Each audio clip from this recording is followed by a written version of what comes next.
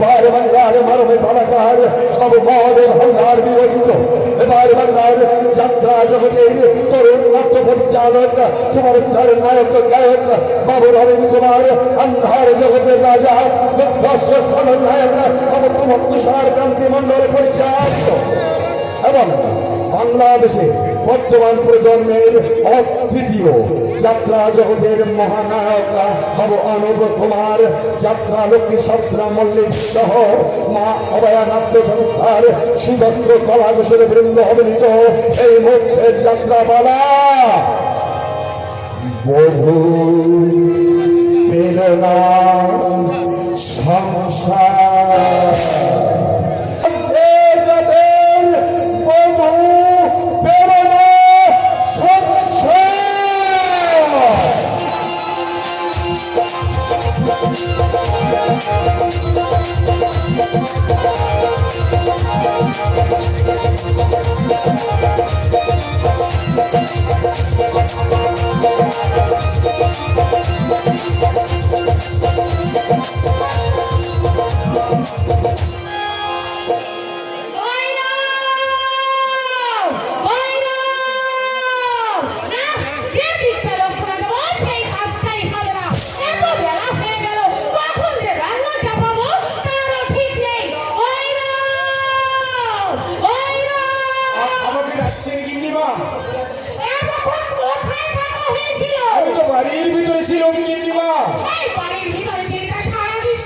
আমি শুনতে পাইনি গিন্নিমা। গাঁজা গাঁজা যে আমি খাই না গিন্নিমা।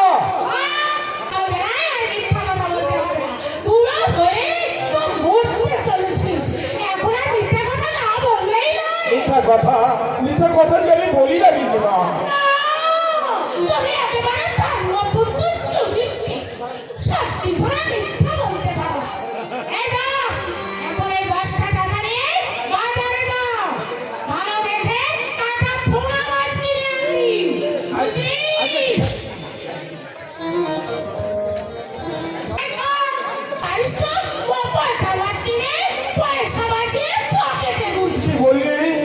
কি বললি গিন্নিমা? আমি পয়সা বাঁচি, তার মানে আমি বাজারের পয়সা চুরি করি? আমি একটা চোর।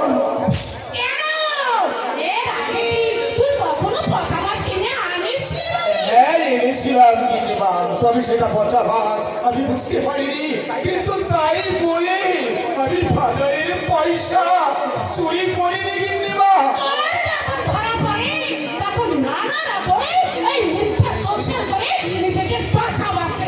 আপনি বিশ্বাস করুন গিন্নিমা, আপনি বিশ্বাস করুন।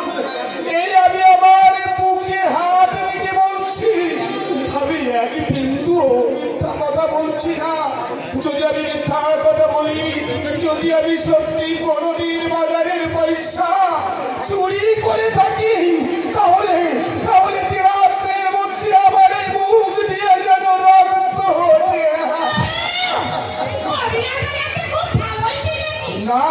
না দিদিমা, না, এটা আমার অভিনয় নয়।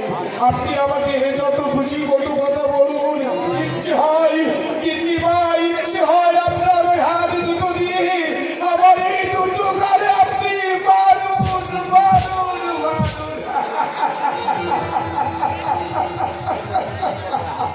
আমি কোনো প্রতিবাদ করবো না গিন্নিমা, তবু আপনি আমাকে চোর সাজাবেন না গিন্নিমা। আমি হাসি মুখে সব সইতে পারি, কিন্তু ওই চোর অপবাদ আমি সইতে। চাকর, হ্যাঁ, আমি যে বাড়ির চাকর, এই কথাটাই আপনি আমাকে প্রথম বুঝিয়ে দিলেন। দীর্ঘ 30টা বছর ধরে আমি এই বাড়িতে কাজ করছি। কর্তা বাবু আমাকে কোনোদিন কোনো কটু কথা বলেনি। আর বড় গিন্নিমা, আমার বড় গিন্নিমা আমাকে তো তার নিজের ভাইয়ের মতো ভালোবাসতে। বিশ্বাস করে আমার কাছে এই সংসারের সব কিছু তুলে দিবেন। আর আজ আপনি আমাকে না আপনি তো ঠিক কথাই বলেছেন, একটা চাকরের তো এটাই পাওনা।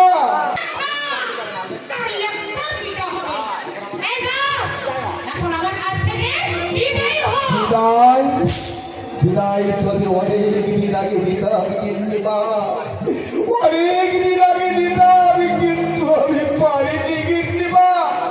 আমি কিছুতেই এই বাড়ি থেকে বিদায় নিতে পারিনি। কেন জানো? শুধু আমার কর্তা বাবু আর বড় কোথার মুখ চেয়ে, তাই আপনার যাওয়া সমস্ত লাঞ্ছনা গঞ্জনা মুখ বুঝে সহ্য করে আমি পড়ে আছি এই বাড়িতে। আর আমার এই জীবনের শেষ দিন পর্যন্ত থাকবো আপনার দেওয়া এই চোর অপবাদ নিয়ে। আমি সংসারের একটা চোর, আমি একটা চোর চোর চোর।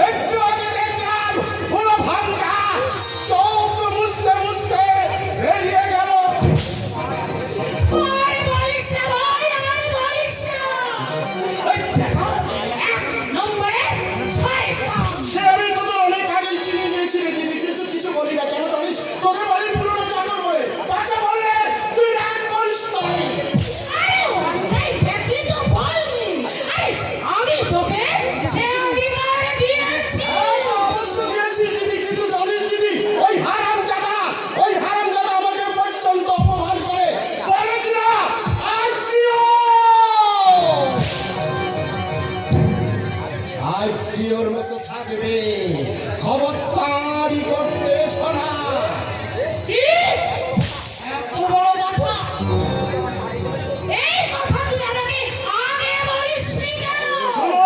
অনেকটা চিন্তা ভাবনা করে ভেবে দেখলাম দিদি কি হবে একটা সামান্য ব্যাপারে,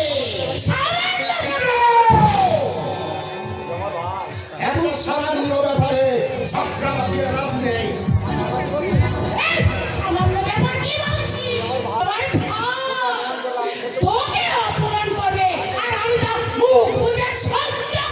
সহ্য করা ছাড়া আর কি কোনো পথ ছেড়ে দিদি? ছোটবেলায় মা বাবা দুজনকে হারিয়েছি, আপন বলতে আছিস মাত্র তুই। আর দেখ আমার কি পুরা কপাল, মরবার জায়গা নেই, তাই বাধ্য হয়ে তোদের সংসারে পড়ে আছি।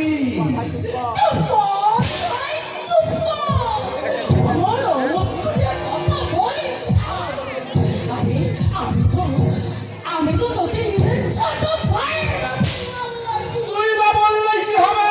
সেদিন জামাই বাবুর মুখের উপর কথাটা বললো, অথচ জামাই বাবু কোনো প্রতিবাদ করলেন না। তোর জামাই বাবু কিছু বলেনি? কিছুই বলেনি, আর বলবে কি করে? ওই হারামজাদা আর বড়টাই যে জামাই বাবুর মাথাটা খেয়ে আছে।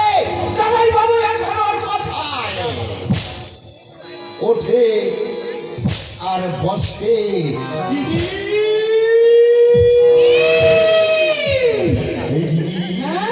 শুধু এখানেই শেষ নয়, এখানেই শেষ নয়। তোর সংসার, তোর বাড়ি, অথচ তোকেও পর্যন্ত মানতে চায় না। তোর জামাই বাবুর সঙ্গে আজ একটা বোঝাপড়া করেই আমি ছাড়বো। ওই বুড়ো ভাইটাকে ওই বাড়ি থেকে তাড়াতে না পারি।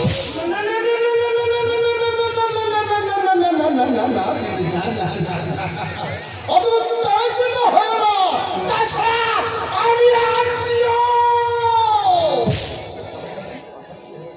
আমি এই সংসারে একটা অশান্তি হোক আমি চাই না দিদি, আমি কিছুতেই তুই জানিস এইভাবে প্রশ্রয় দিলে দুদিন পরেই সে আমাকেও মানতে চাইবে।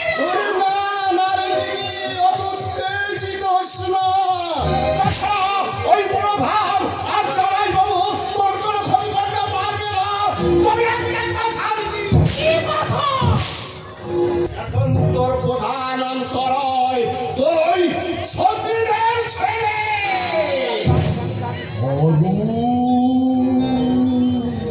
সে আমি জানি। সতীনের ছেলে থাকা মানে বুকে কাটা বিঁধে থাকা। ওই কাটা আমি যতদিন তুলতে না পারি ততদিন আমার শান্তি হবে না।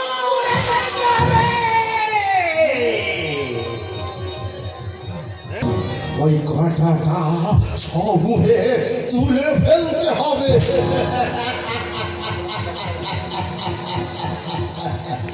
আরে না না রে দিদি না, তুই কোনো চিন্তা করিস না, আমি যখন আছি ও দায়িত্বটা আমার।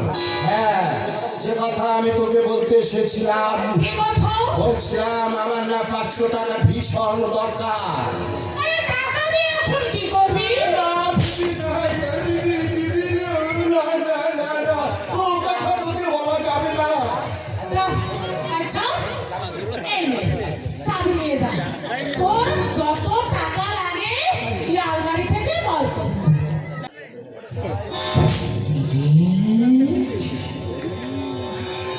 তুই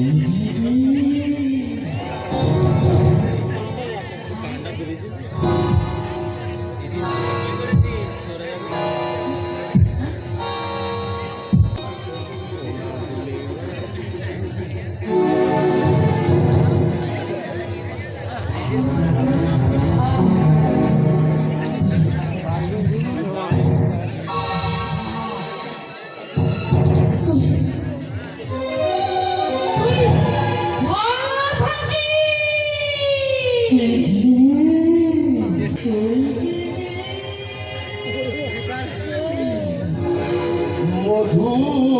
মধুর আমার মায়ের হাসি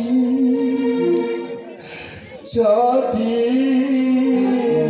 মতো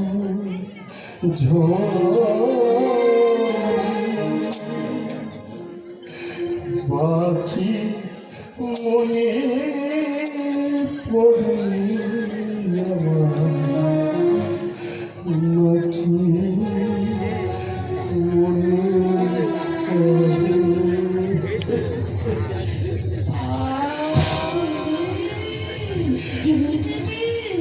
তুই আমাকে এতটা ভালোবাসিস, মাঝে মাঝে মনে হয় মা থাকলে তো এতটা ভালোবাসতো না। তোরা না থাকলে আমার যে কি অবস্থা হতো, কোথায় ভেসে যেতাম, এর কোনো হদিস ছিল না। তুই যে আমার ছোট ভাই। ভুলবো না, ভুলবো না রে দিদি, ভুলবো না, ভোলা চাই না। আমার এই দিদির মাহাত্ম্য জীবনে কখনো কোনো দিন ভুলবো না, শোধ করে দেব।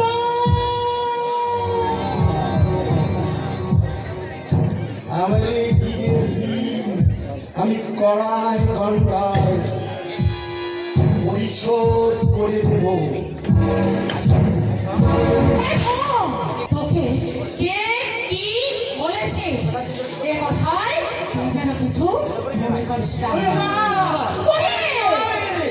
না রে দিদি না, আমি কাজের পাত্র নই যে ঠুনক আঘাতে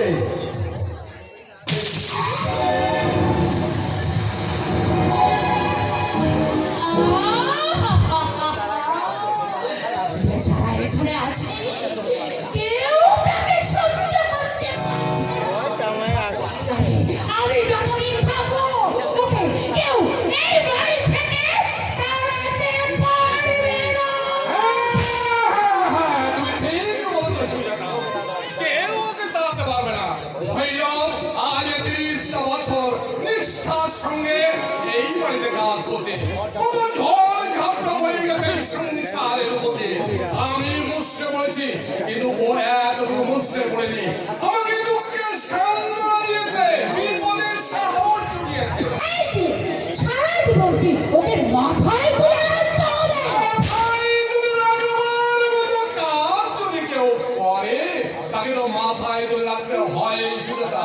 তাছাড়া ভৈরবকে তুমি ঠিক চাকর মনে করো না, ও আমার সুখ দুঃখের সাথী, আমার বন্ধু। তোমার কাছে সে বন্ধু হতে পারে, কিন্তু আমার কাছে সে চাকর ছাড়া আর কিছুই নয়। সুজাতা, ওইরকম বন্ধু যখন তোমার ছিল, তখন তুমি আর বিধবা আমাকে বিয়ে না করলেই পারতে। ভুল যখন আমি করেছি, তখন সেই মহা ভুলের প্রায়শ্চিত্ত আমাকেই করতে হবে। কি বলে? মানে আমাকে বিয়ে করে? না, তোমাকে তো আমি কিছু বলিনি, ভাবছি সবই আমার অদৃষ্ট। আর সেই অদৃষ্টের মতো কারোর হাতে চলে না সুজাতা। আরে সুজাতা, অরূপে এখনো পর্যন্ত বাড়ি ফিরল না। আমি কি করে জানবো? এরকম তো কোনোদিন হয় না। আমাকে না বলেও কোথাও কারায় না। আমাকে বলে গেল যে বিয়ে বাড়ি খাওয়া দাওয়া করে রাত্রেই ফিরে আসবে। অথচ এত বেলা হলো এখনো পর্যন্ত। আমাদের কুকুর চুপ করে গেল। বললাম বাবা, না মানে বলছিলাম আমি আছি যে গো, তাই আমার সামনে হয়তো বলা যাবে না।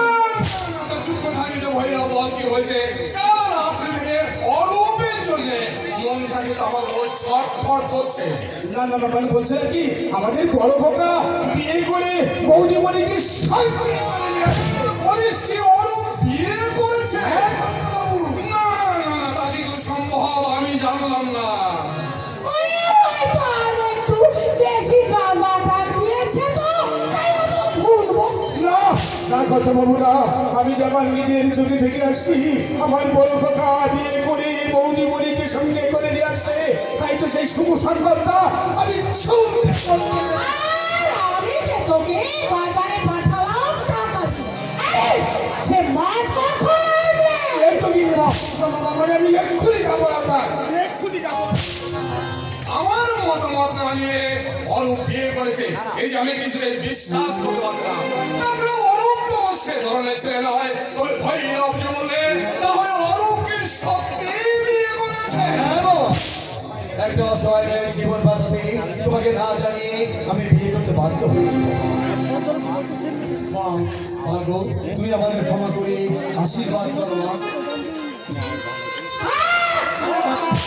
আমাকে আর প্রণাম করতে হবে না। মা গো, মা, আপনি দূরে সরে থাকবেন না মা, আমার প্রণাম গ্রহণ করুন।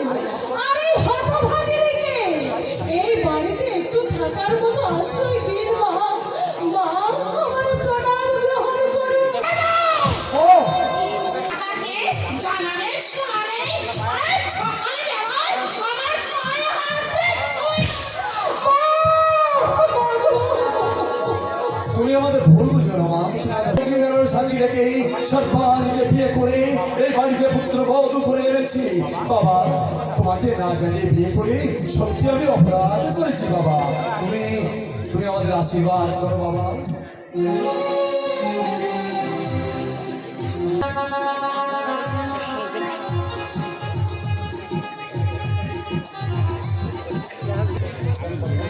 অরূপ, তোকে আমি কতখানি বিশ্বাস করতাম না, তুই কি না? আমার সব কথা শোনার পর তুমি যদি মনে করো সত্যি আমি কোনো অপরাধ করেছি, তাহলে তুমি আমাকে যে শাস্তি দেবে সে শাস্তি আমি মাথা পেতে নেবো বাবা। আমি যে ছোট থেকে তোমারই আদর্শে মানুষ হয়েছি বাবা। তুমি তো আমাকে শিখেছ ওরে অরূপ, বিপদের দিনে মানুষের পাশে দাঁড়ানো মানুষেরই কর্তব্য। অরূপ, বিয়ে বাড়ি উৎসব মুখে পরিবেশ, বর এসেছে এরা ধ্বনি করছে, শঙ্খ ধ্বনি করছে, কোনে ঘরে বসে তার ভবিষ্যৎ দাম্পত্যের জীবনের বদল স্বপ্নের দিন আসছে। এমন সময় কোনে পক্ষ বর বনে সমস্ত টাকা পরিশোধ করতে হবে তাই বিয়ের ভিড়ে থেকে বর উঠে চলে গেল।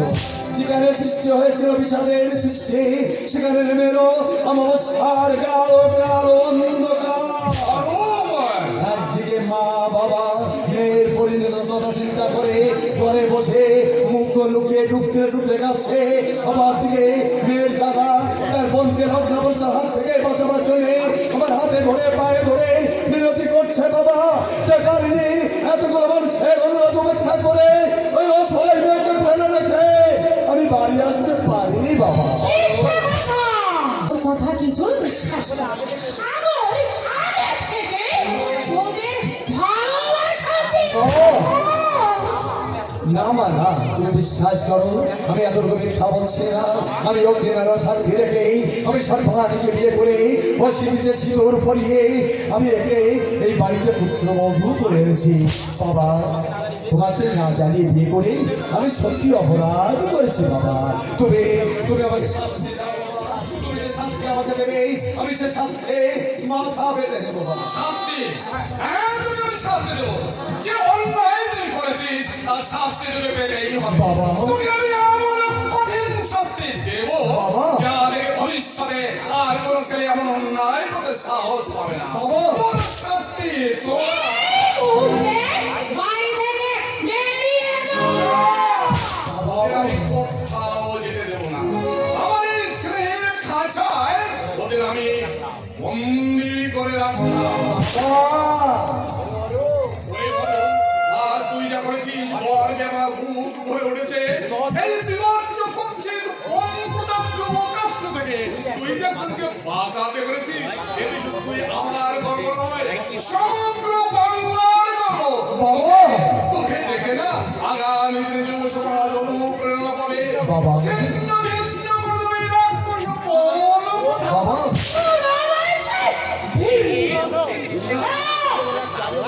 তোমার ওই ছেলে অন্যায়কে তুই প্রচ্ছায় দিয়ে মাথায় উঠাতে পারো, কিন্তু আমি পারবো না। তুমি এই বিষ গাছ রোপণ করলে এই বিষ ফল খেয়ে তোমাকে একদিন করতেই হবে। মা বাবা! বাবা এরে মা, খুব ভয় পেয়ে গেছিস? না না না, ভয় কিসে? ওরে তুই তোমার বংশের পুরবধূ, তোকে দেখে যে সবচেয়ে বেশি আনন্দ পেত, তোকে বরণ করে ঘরে তুলতো, সে তো অনেক আগে ফাঁকি দিয়ে চলে গেছে মা। বাবা বাবা ওই শাশুড়ির স্নেহ থেকে বঞ্চিত হলেও এই বৃদ্ধ অক্ষম শ্বশুরের স্নেহ থেকে তুই কোনদিন বঞ্চিত হবি না মা। আমার আশীর্বাদ সব সময় তোর মাথায় ঝরে পড়বে মা, তোর মাথায় ঝরে পড়বে। বাবা বাবা আমার মায়ের কথাই তুমি কিছু মনে করো না। দুদিন পরে রাত পড়ে গেলেই আমার মা তোমাকে ভালোবেসে কাছে টেনে দেবে। সে আমি জানি গো, সে আমি জানি। মা কখনো মেয়েকে দূরে সরে রাখতে পারে না। পারে পারে বৌদি পারে। সংসারে এমন অনেক জিনিস আছে যা কখনো চোখে দেখা যায় না, অথচ বাস্তবে কিন্তু তাই ঘটে। এই যে তুমি কোনোদিন ভাবতে পেরেছিলে যে আমার দাদার সঙ্গে তোমার বিয়ে হবে, আমার দাদা ভাবতে পেরেছিল তোমার মতো একটা সুন্দর বউ পাবে, আমি ভাবতে পেরেছিলাম যে তোমার মতো একটা লাল টুকটুকে বৌদি পাবো। কি বলো তো, আমাকে একটা খবর পর্যন্ত দিতে পারলে না? জান দাদা, তুমি যদি আমাকে একটা খবর দিতে তাহলে আমি বাজনা বাজি দিয়ে গিয়ে সারাই বাজাতে বাজাতে আমার বৌদিকে এই ঘরে নিয়ে আসতাম। আরে বাবা ও দাদা, তুমি লজ্জা পাচ্ছ কেন? আরে বাবা, এতে লজ্জার কি আছে? তুমি তো মহৎ কাজ করেছ। আমার আদর্শ আজ তোমার জন্য সার্থক হয়েছে। যে বিবাহপন প্রথা ছয় রোগের মতো এই গোটা সমাজটাকে গ্রাস করছে, সেই পণ প্রথার জন্য বধূকে ফুরিয়ে মারা হয়, সেই পণ প্রথার জন্য শাশুড়ির চরম নির্যাতন সহ্য করতে হয়। সেই বিবাহপন প্রথা থেকে একটা নববধূকে উদ্ধার করতে পেরেছ, এটাই তো আমার জীবনের চরম পাওয়া। কি বৌদি, তুমি কিন্তু আমার সঙ্গে একটা কথাও বললে না। না মা, আমি মানে আরে বাবা, এখন এত নার্ভাস হলে চলবে না বৌদি। জানো, এ তো সবে শুরু। এখনো এই দেবরের অনেক নির্যাতন তোমাকে সহ্য করতে হবে। ছোট ভাইয়ের আবদার বড় দিদিকে তো শুনতেই হবে। এই দেখো, আমি এতক্ষণ ধরে নিজের কথা পেয়ে গেছি, এখন আসল কাজটা কিন্তু সারা হলো না। কি? আসল কাজটা আচ্ছা এখনই বলছি।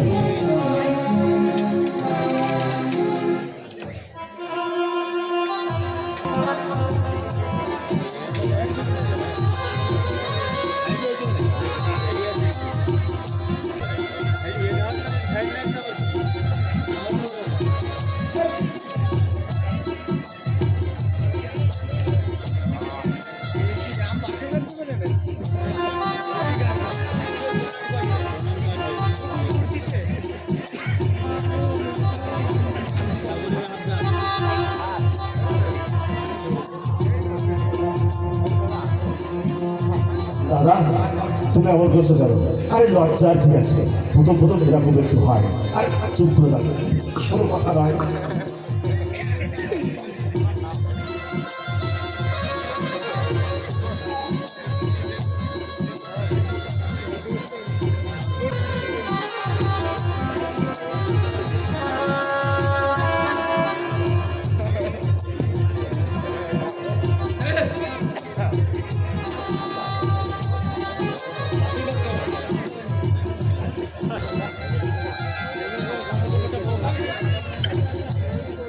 আচ্ছা, এবার আপনারা বলুন তো আমার দাদা বৌদিকে কেমন দেখা যাচ্ছে?